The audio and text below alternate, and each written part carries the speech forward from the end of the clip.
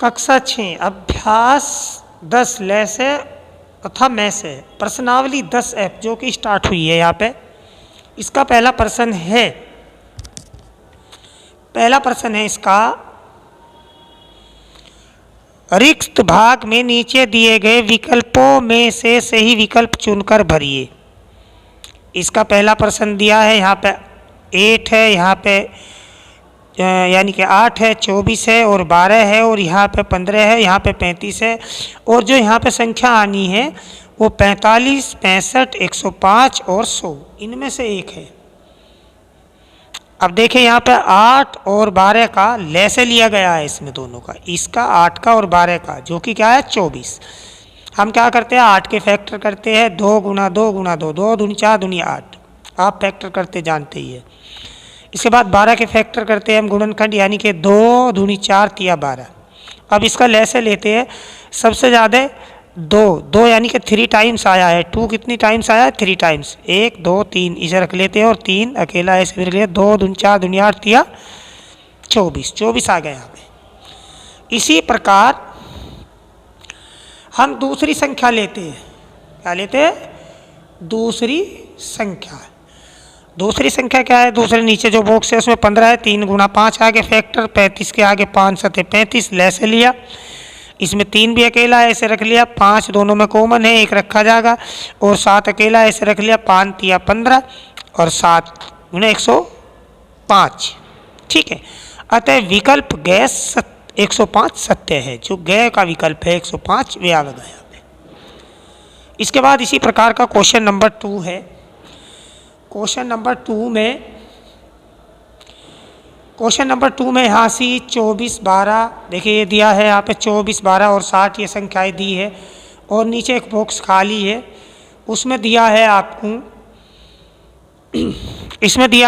21 और ये बॉक्स खाली है और यहाँ पे आपका कितना है 49। इस बॉक्स में कौन सी संख्या आनी है, ये संख्या हमें देखनी है कि 14 आएगी या 7 आएगी या 21 आएगी या 28 आएगी। हम सबसे पहले क्या करते हैं, इसमें देखिए बेटे मैं से लिया गया है 24 और 60, यानी कि कम संख्या है दोनों से तो मैं से, स्पष्ट बात है। अगर ज़्यादा संख्या आती इनसे तो क्या था ले से।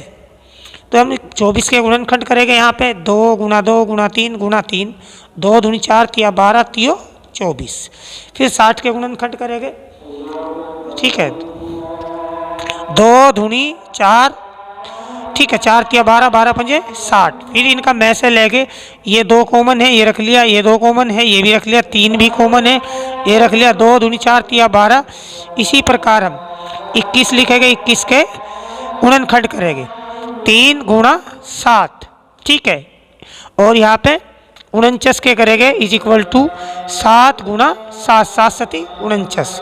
तो देखिए इसमें 7 ये जो है ये कॉमन है, तो में से कितना होगा 7, ठीक है। तो यहाँ पे लिखेंगे अतः विकल्प ख 7 सत्य है, तो यहाँ पे क्या होगा 7 यानी कि 7 आएगा। इसके बाद प्रश्न नंबर 2 को देखिए इस प्रकार से करेंगे हम। प्रश्न नंबर 2 क्या है देखिए, प्रश्न नंबर 2 में कहा गया है एक प्राथमिक विद्यालय की कक्षा 1 में 120 और कक्षा 2 में 90 छात्र है।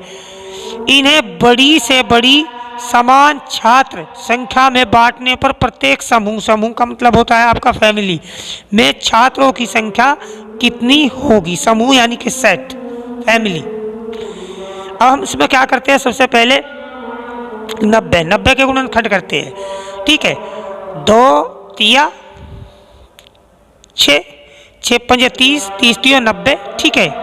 यह यहाँ पे 120 के करते हैं, 2 दूनी 4 दूनी 8, 8 पंजे 40, 40 तिया 120, ठीक है। मैं से निकालते हैं इसका, 2 का कॉमन है इसमें, ये 2 रख लिया, 3 देखिए इसमें 3 भी कॉमन है, 3 रख लिया और 5 भी कॉमन है, 5 रख लिया। तो मैं से कितना आ गया 2 तिया 6 पंजे 30, अतः प्रत्येक समूह में छात्रों की संख्या कितनी होगी 30।